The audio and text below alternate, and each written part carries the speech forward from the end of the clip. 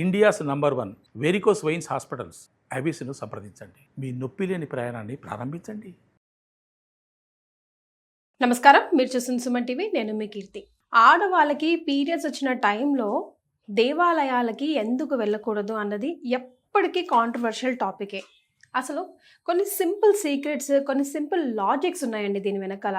ఈ జనరేషన్ పిల్లలు మస్ట్గా తెలుసుకోవాలి. మన సైన్స్ ఏం చెప్పింది, మన సనాతన ధర్మం ఏం చెప్పింది, ఎందుకు చెప్పింది, ఈ విషయాలు మనతో షేర్ చేసుకోవడానికి ప్రముఖ ఆస్ట్రాలజర్ బ్రహ్మశ్రీ నందిబట్ల శ్రీహరి శర్మ గురుగారు ఉన్నారు. నమస్తే గురుగారు.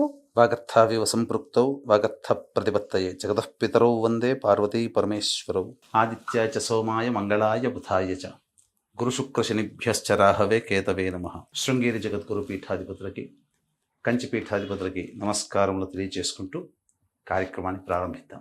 గురుగారు, ఇందాక నేను చెప్పినట్టుగా ఆడవారికి పీరియడ్స్ వచ్చే టైంలో ముఖ్యంగా దేవాలయాలకి కానీ వంటగదిలోకి ఎందుకు వెళ్ళకూడదు అన్న దానికి చాలా సీక్రెట్స్, లాజిక్స్ ఉన్నాయండి. హాఫ్ నాలెడ్జ్ పీపుల్ ఎందరో వచ్చేసి మాట్లాడడం వల్ల ముఖ్యంగా ఈ జనరేషన్ పిల్లలకి లాజిక్స్ కావాలి, వారికి క్లారిటీగా ఎక్స్ప్లెయిన్ చేయడం కావాలి. రీజనింగ్ చేస్తూ ఉంటారు, ఎందుకు అని అడుగుతారు మనం ఏమైనా చెప్పిన వెంటనే. సో ఆ విషయాన్ని మనం ఈ వీడియో ద్వారా ఇవ్వగలిగితే మన సనాతన ధర్మం ఏం చెప్తుంది, సైన్స్ దానికి ఎలా లింక్ అయింది అన్నది అర్థమవుతే కనుక తప్పకుండా పాటిస్తారని నా నమ్మకం. తప్పకుండా అమ్మా. ఎందుకనంటే ప్రస్తుతం ఉన్నటువంటి సమాజంలో చాలామంది తెలుసుకోవాల్సినటువంటి విషయం. అంటే ఈ మధ్య కొన్ని బాబాల దేవాలయాల్లో, బాబాల ఆశ్రమాల్లో స్త్రీలు బహిష్టైన దర్శనం చేసుకోవచ్చు. ముఖ్యంగా ఈ మధ్య కొంత చూశాను, బహిష్టు అయినటువంటి స్త్రీమూర్తులు కూడా అమ్మవారి దేవాలయానికి చేయవచ్చు, బహిష్టు అయిన తర్వాత కూడా అమ్మవారికి మేము పూజలు చేస్తామని చెప్పి ఒక జంట ఈ ప్రచారం జరిగింది హైటెక్ సిటీ ప్రాంతంలో. అంటే ఒక రకంగా చెప్పాలి అని అంటే వేల సంవత్సరాల నుంచి వస్తున్నటువంటి ఆచార సాంప్రదాయాల్ని మంట కలిపే విధంగా, అంటే వాటికి తిరోధగాలిచ్చే విధంగా చాలా మంది చేస్తున్నారు. ఇక్కడ గమనించాల్సింది అంటే వీక్షించేటువంటి సుమన్ టీవీ ప్రేక్షకులు కూడా సైన్స్ ప్రకారం ఏంటి, శాస్త్రం ప్రకారం మనం ఆచరించేటువంటి విధానంలో సైన్స్ ఎంత దాగి ఉంది, ఇదే విషయం సైన్స్ కూడా చెప్పినటువంటి విషయం. కాకపోతే మన వాళ్ళు ఆచార వ్యవహారాల్లో భాగంగా మనకు అలవాటు చేశారు. కానీ సైన్స్ కూడా చెప్తుంది. యాక్చువల్గా ఇతర ధర్మాలు కూడా ఇవి పాటించడం మొదలుపెట్టాయి గురుగారు ఇప్పుడు. అంటే వాళ్ళ దాంట్లో లేకపోయినా కూడా సరే భక్తి కదా, ఇందులో ఒక నిజం ఉంది కదా అన్న విషయంగా. వాస్తవం. ఇక్కడ ఎందుకనంటే మామూలు రోజుల్లో కంటే కూడా బహిష్టు అయినటువంటి స్త్రీ అనగా ఋతుమతి అయినటువంటి స్త్రీ సాధారణంగా వీక్ అయిపోయి ఉంటుంది, శరీరము వీక్గా ఉంటుంది. ఆ సమయంలో ఎక్కువగా స్త్రీని కష్టపెట్టకూడదని మనం సనాతన ధర్మంలో భాగంగా ఆ స్త్రీకి ఆ ఋతుమతి అయినటువంటి ఆ 3 రోజుల పాటు ఎటువంటి పనులు చేయకుండా విశ్రాంతి తీసుకోమ్మా అని చెప్పి ఒక చోట పెట్టడం జరిగింది. అది రెస్ట్ తీసుకోమనే తప్ప బహిష్కరించడం అస్సలు స్త్రీని మాత్రం ఏ మాత్రము కూడా నిర్లక్ష్యము చేసేది, లేకపోతే స్త్రీని అంటరానితనంగా చూసేటువంటి వ్యవస్థే కాదమ్మా. మహా సమున్నతమైన స్థానం మన హిందూ సనాతన ధర్మం స్త్రీకి ఇచ్చింది. స్త్రీ ఎందుకనంటే పూర్వకాలంలో పురుషుడు పని చేసేవాడు, స్త్రీ ఇంటి పని, వంట పని చూసుకునేది. కాబట్టి ఆ స్త్రీకి రెస్ట్ ఉండాలి. ఇటువంటి బలహీనమైనటువంటి సమయంలో కూడా ఆ స్త్రీ కష్టపడితే తొందరగా వ్యాధులకి గురవుతుంది, శరీరం నిస్త్రాణంగా మారిపోతుంది, రోగాల పాలవుతారు స్త్రీలు అని చెప్పి మన వాళ్ళు పెట్టారు. అయితే దీంట్లో భాగంగా అంటే మనకు శాస్త్రం ప్రకారం మనకు చెప్పుకున్నట్లయితే ఇటువంటి ఋతుమతి అయినటువంటి స్త్రీ పాటించాల్సినటువంటి ధర్మాలు ఏంటంటే ఎక్కడ కూడా ఇంటి చుట్టుపక్కల ఎక్కడ కూడా ఇంట్లో కూడా తిరగకుండా ఒక చోట విశ్రాంతి తీసుకో. 30 రోజుల్లో 27 రోజులు కష్టపడ్డావమ్మా, నీ శరీరానికి రెస్ట్ ఇవ్వమ్మా, మాకంటూ శరీరానికి రెస్ట్ దొరుకుతుంది అని చెప్పి అలా మీకు తీసుకోండి అని చెప్పి మన ధర్మం ఆచరింపచేసినటువంటిది. ఏ వస్తువులు కూడా తాకరాదు, బెడ్ మీద ఉన్నటువంటి వస్తువులు కానీ, అలాగే దేవాలయాలకి వెళ్ళడం కానీ, అట్లాగే పూజా గదిలో వెళ్ళడం కానీ, ముఖ్యంగా ఈ పచ్చని చెట్లు ఉంటాయి కదమ్మా, ఆ చెట్ల పొదల్లోకి కానీ, ఆ చెట్టు పరిసర ప్రాంతాల్లో కానీ వెళ్ళకూడదు. కారణం ఫామ్ హౌస్ అలాంటి ప్లేసెస్ కి కూడా వెళ్ళకూడదు అంటే గాలి సోకుతుంది, తోట అటువంటి ఉన్నట్టు. అంటే ఏంటనంటే మన శరీరంలో వాయువులు ప్రాణము, అపానము, వ్యానము, ఉదానము, సమానము. ఈ 5 రకాలైనటువంటి వాయువులు మన శరీరంలో పూర్తిగా సంచరిస్తూ ఉంటుంటాయి. అందులో అపాన వాయువు అనేటువంటిది నెగటివ్ ఎనర్జీ, అంటే బయటికి వెళ్ళగలిగేటువంటిది, బయటికి వేసేటువంటిది. అందుకనే మీకు మనిషి బాగా పప్పు పదార్థాలు బాగా తిన్నాడు అనుకోండి, పిత్తుల రూపంలో బయటికి వస్తుంది. అంటే ఆ వాసన కూడా దుర్వాసనే కదా. అంటే నెగిటివ్ అనేదంతా కూడా శరీరం నుంచి బయటికి వెళ్తుంది. కాబట్టి అపాన వాయువు ఎక్కువగా విసర్జించే సమయము స్త్రీలు బహిష్టైనటువంటి సందర్భం. దేవాలయాల్లో జీవశక్తి ఎక్కువగా ఉంటుంది, ప్రాణవాయువు ఎక్కువగా ఉంటుంది. కాబట్టి ఈ ప్రాణవాయువు జీవం లేని నిర్జీవమైనటువంటి అపాన వాయువు దేవాలయంలోకి వెళితే స్త్రీలు ఆ సమయంలో అప్పుడు ఇంటరాక్షన్ అనేటువంటిది నెగిటివ్ రియాక్షన్ జరుగుతుంది, ఎనర్జీస్. కాబట్టి ఏమైపోతుంది, తద్వారా స్త్రీకి కొన్ని రకాలైనటువంటి శారీరక మానసిక రుగ్మతలు తెలియకుండానే కలుగుతాయని చెప్పి దేవాలయాలకు వెళ్ళకండి అని చెప్పారు. కానీ మనం వెళ్ళే ఉద్దేశం కూడా దేవాలయాలకి పాజిటివ్ ఎనర్జీ గ్రాస్ప్ చేసుకోవడానికే కదా గురుగారు. ఇటువంటి నెగిటివ్ ఎనర్జీ బాడీ నుంచి రిలీజ్ అవుతున్నప్పుడు రోగాలు వచ్చినప్పుడు, రోగం వచ్చింది అంటే ఒక వ్యక్తికి, పురుషుడికైనా స్త్రీకైనా, ఆ రోగం వచ్చిన వ్యక్తి నుంచి శరీరం నుంచి నెగిటివ్ ఎనర్జీ పాస్ అవుతుంటుంది. ఆ టైంలో దేవాలయానికి వెళ్తాడు, రోగం ఉన్నవాడు హాస్పిటల్కి వెళ్తాడు, అక్కడ మళ్ళీ పాజిటివ్గా తయారు చేసుకొని అప్పుడు కానీ దేవాలయానికి వెళ్తారు. అలాగే మనము దేహానికి అనారోగ్యం లక్షణాలు ఉన్నప్పుడు, స్త్రీకి అనారోగ్య లక్షణం ప్రతి నెల ఈ సంబంధించినటువంటి ఋతుమతి ఇవ్వడం, ఇది ప్రధానంగా. అందుకనే మన వాళ్ళు విసర్జించారు దేవాలయానికి వెళ్ళడం. అంతేకాకుండా చంటి బిడ్డల్ని ఎత్తుకోకూడదు.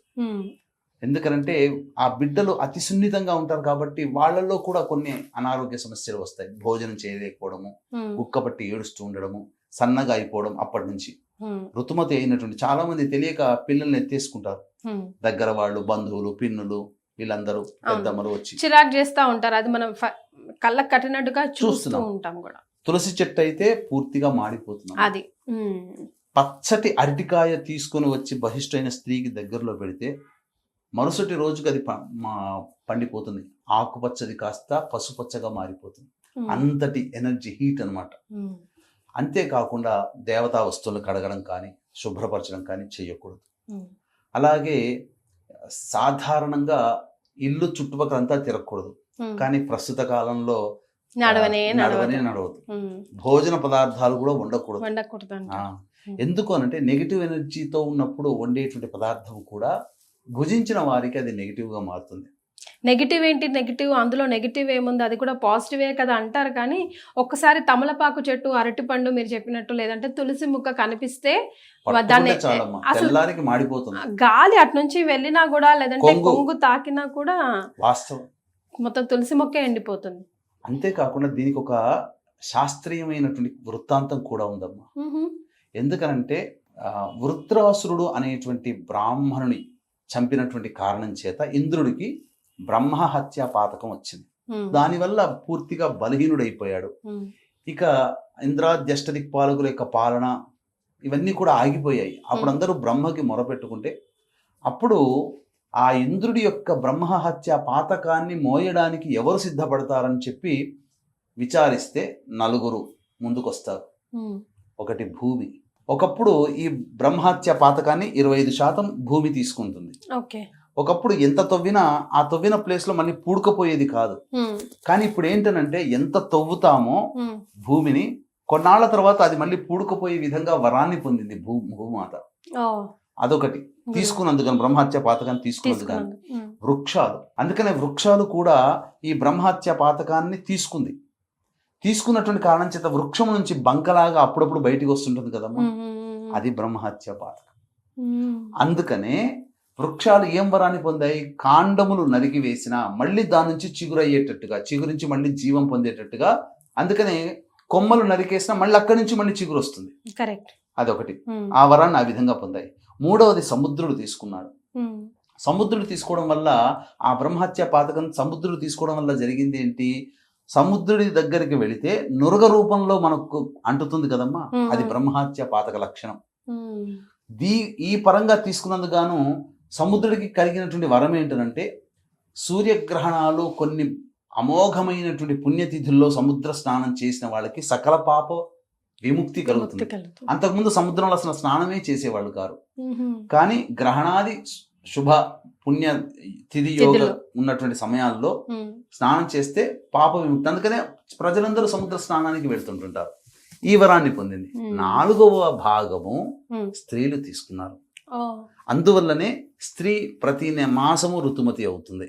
ఈ కారణం చేత స్త్రీ పొందినటువంటి వరం ఏంటి చెప్పమంటారా? గురుగారు. తెలిస్తే ఇంతదా అని అంటారంటే, ఈ యొక్క సంబంధించిన బ్రహ్మహత్య పాతకాన్ని తీసుకున్నటువంటి కారణం చేత తదనంతరం 5వ రోజు నుంచి మళ్ళీ స్త్రీ గర్భధారణ జరగడానికి మరియు పవిత్రతను పొందడానికి, అశుచిగా ఉన్నటువంటి రోజు నుంచి మళ్ళీ పూర్తిగా దేహం అంతా పవిత్రతని పొందడానికి వరం తీసుకుంది. మ్మ్.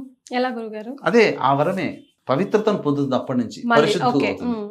అది ఇది ఈ విధంగా ఉన్నటువంటి దాగినటువంటి రహస్యం. ఇంద్రుని ద్వారా పొందినటువంటి శాప ప్రభావమే స్త్రీలకి వచ్చింది. మ్మ్. బ్రహ్మహత్య పాతకాన్ని స్త్రీలు పంచుకున్నందుకు గాను అప్పటి వరకు అదేలేండి. తెలియకుండా ఎన్నో మ్మ్. దోషాలు చేసి ఉంటారు. మ్మ్. ఏది ఋతుమతి కానంత వరకు. మ్మ్. ఆ దోషాలన్నీ కూడా ఈ ఋతుమతి అయినటువంటి కారణం తర్వాత 5వ రోజు నుంచి మళ్ళీ Refresh. పరిశుద్ధురాలు అవుతారు. మ్మ్. అది కారణం. అది. ఇందులో ఉన్నటువంటి దాగినటువంటి అంతరార్థం. కాబట్టి సాధారణంగా నెగిటివ్ ఎనర్జీ అనేటువంటిది పాస్ అవుతున్నప్పుడు సందర్భంలో పాజిటివ్గా మనం ఉన్నటువంటి దేవాలయాలకు కానీ, పిల్లలను తాకడం కానీ, వృక్షాలని తాకడం కానీ, పవిత్రమైనటువంటి వృక్షాలని తాకడం కానీ చేయకూడదు. స్త్రీలు నియమంగా పాటించండి. కాకపోతే ఈరోజు మీరు అన్నట్టుగా ఈ రోజులు ఉన్నటువంటి సందర్భంలో వంట చేయడానికి కానీ ఇవన్నీ కూడాను కుదరని పని, తప్పని పని. ఎందుకంటే ఒకప్పుడు ఉమ్మడి కుటుంబం ఉండేది కాబట్టి అందరూ కూడా సహకరించేవాళ్ళు. మ్మ్. ఇప్పుడు భార్య చేసుకోక తప్పదు, పిల్లలకి చేయక తప్పదు. మ్మ్. అటువంటి పరిస్థితులు అన్నప్పుడు కనీసంలో స్నానం ఆచరించే, తల స్నానం ఆచరించైనా కానీ అది ఈ యొక్క కలియుగ ధర్మంలో, అసలు కలియుగ ధర్మ ప్రకారం అయితే పూర్తిగా అవాయిడ్ చేయమని మనకు శాస్త్రం చెప్పింది. మ్మ్. ఇక మనం చేసేది ఏమీ లేదమ్మా. అదే. ఎందుకనంటే ఎవరు ఇప్పుడు నియమంగా ఉంటే భర్త సహకరించగలిగితే భార్యని కష్టపెట్టకుండా భర్త చేయొచ్చు, అది మార్గం. మ్మ్. భర్త చేయలేని పక్షంలో ఇంకా ఏం చేయలేరు, ఇక మోయాల్సిందే. అందుకనే 4వ రోజు ఇల్లంతా కడుక్కోవడానికి మాత్రమే అధికారం. 5వ రోజు నుంచి మళ్ళీ శుభ్రతగా చక్కగా గోమూత్రము పూర్తిగా అన్ని ఇల్లంతా కూడా చిలకరించడం, మ్మ్. లేదా గంగాజలాన్ని చిలకరించడం, పూజా సమయంలో దీపారాధన, ముఖ్యంగా ఆ బహిష్టు సమయంలో దీపారాధన కూడా చేయకూడదు. మ్మ్. తను చేయకూడదు. ఎలాగో దేవుడి గదికే వెళ్ళదు కాబట్టి. ముఖ్యంగా దాంపత్యం కూడా పనికిరాదమ్మా. రైట్. సో మనం ఇవన్నీ వంట చేయడము ఇవన్నీ ఎలాగో అవాయిడ్ చేయలేము కాబట్టి అవాయిడ్ చేయగలిగింది ఏంటి? దేవాలయాలకి వెళ్ళకుండా ఉండడమే. అది కూడా 2 డిఫరెంట్ ఎనర్జీస్ని మనం గ్రాస్ప్ చేసుకోలేం కాబట్టి మనం వెళ్ళేదే ఎనర్జీని గ్రాస్ప్ చేసుకోవడానికి కాబట్టి. అంతే కదా గురుగారు? చాలా సంతోషం అండి. ధన్యవాదాలు. సర్వం శ్రీ ఉమామహేశ్వర పరబ్రహ్మార్పణమస్తు.